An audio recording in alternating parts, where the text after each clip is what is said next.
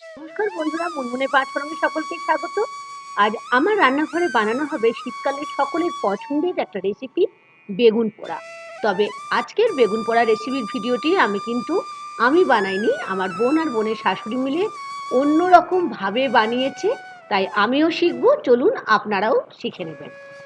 প্রথমে যেটা করতে হবে, বেগুনটাকে ভালো করে দেখুন ধুয়ে নিয়েছে। ধুয়ে নিয়ে বেগুনটাকে ঠিক লম্বাভাবে ছুরি দিয়ে কেটে নিচ্ছে। আপনারাও হয়তো এরকমভাবে করেন, তবে এখন দেখুন কি করা হচ্ছে। এখন আর একটা ছোট ছুরি নিয়ে বেগুনটাকে স্ট্যাব ইঞ্জুরি করা হচ্ছে, মানে বেগুনের গায়ে ছোট ছোট করে গর্ত করা হচ্ছে। আমি কখনো কিন্তু এরকমভাবে বেগুন পোড়াইনি, তাই আমার কাছে এটা একটা নতুনত্ব লাগলো। এখন গ্যাস ওভেনটা জ্বালিয়ে একটা রুটি শেখার তার জালির মধ্যে বেগুনটা বসিয়ে নেওয়া হলো। এরকমভাবে আপনারা বেগুন পুড়িয়ে থাকেন আমি জানি, তবে এই প্রসিডিউরটা সম্পূর্ণ আমার কাছে নতুনত্ব। অন্য রকমভাবে বোন আর বোনের শাশুড়ি মিলে বানিয়েছে, তাই দেখে নেওয়ার অনুরোধ থাকলো আজকের স্পেশাল বেগুন পোড়ার রেসিপি ভিডিওটিকে। বেগুনে দেখুন এখন যে গর্ত করেছিল না, সেই গর্তটার মধ্যে এখন লঙ্কাগুলো ঠিক এরকমভাবে দেখুন গর্তগুলোর মধ্যে এরকমভাবে লঙ্কাগুলোকে ঢুকিয়ে দিচ্ছে। আর প্রথমেই কিন্তু লঙ্কা ঢুকিয়ে দেওয়া হয়নি, প্রথমে স্ট্যাব ইঞ্জুরির মতো গর্ত করা হয়েছে। যেই নরম হয়ে গেল, একটু বেগুনটা নরম হতে, তাহলে সুবিধা হলো লঙ্কাগুলো ঢোকাতে। আপনারা এখানে ইচ্ছে হলে রসুনেরও ছোট ছোট কোয়া ঢুকিয়ে দিতে পারে। ঠিক এরকমভাবে ভালো করে বেগুনটাকে ঝলসে নেওয়া হচ্ছে।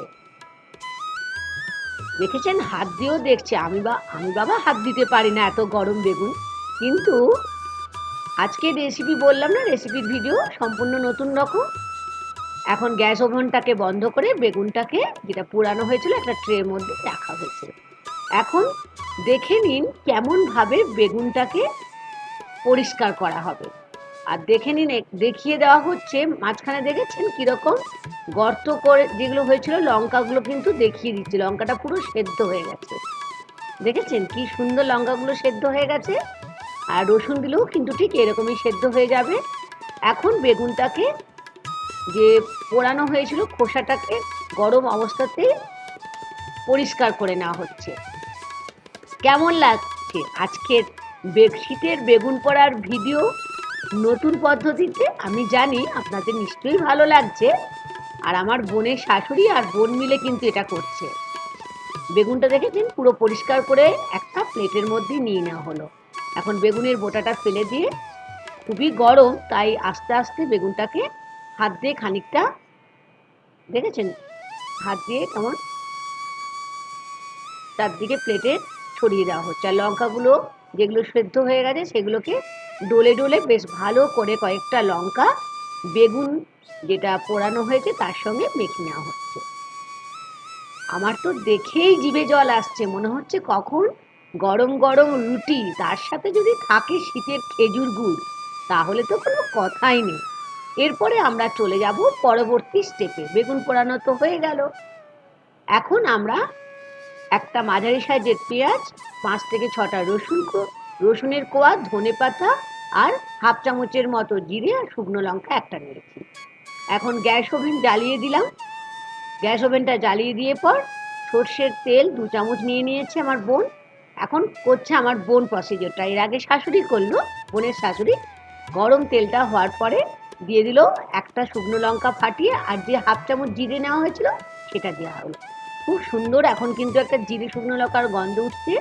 এই অবস্থায় রসুনের যে কুচিগুলো করা হয়েছিল 4 থেকে 5টা রসুনকে, সেটা হালকা করে 30 সেকেন্ডের মতো ভেজে নেওয়া হচ্ছে। আর এখন দিয়ে দেওয়া হচ্ছে পেঁয়াজ, মাঝারি সাইজের যেটা কেটে নেওয়া হয়েছিল সেটাকে। রসুন পেঁয়াজ তো খুব সুন্দর করে ভাজা হয়ে গেছে, গন্ধও ভালো বের হচ্ছে। এখন বেগুন যেটা পুড়িয়ে রাখা হয়েছিল পরিষ্কার করে, সেটা কড়াইয়ের মধ্যে দিয়ে দেওয়া হলো। এখন কিন্তু দারুণ গন্ধ উঠছে। এখন একদম হাই ফ্লেমে 1 মিনিটের মতো পেঁয়াজ রসুনের সঙ্গে বেগুন পোড়াটাকে বেশ ভালো করে কষিয়ে নেওয়া হচ্ছে। উপর থেকে ছড়িয়ে দেওয়া হচ্ছে ধনেপাতা, ফ্রেশ ধনেপাতা।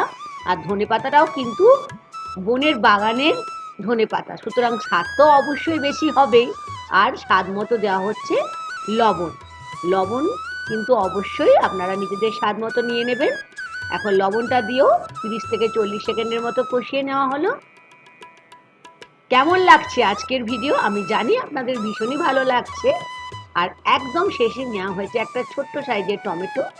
দেখে নিন ঠিক এরকম ছোট ছোট করে টমেটোটাকে কেটে ওপরে বেগুন পোড়ার ওপরে আমাদের ছড়িয়ে দিতে হবে।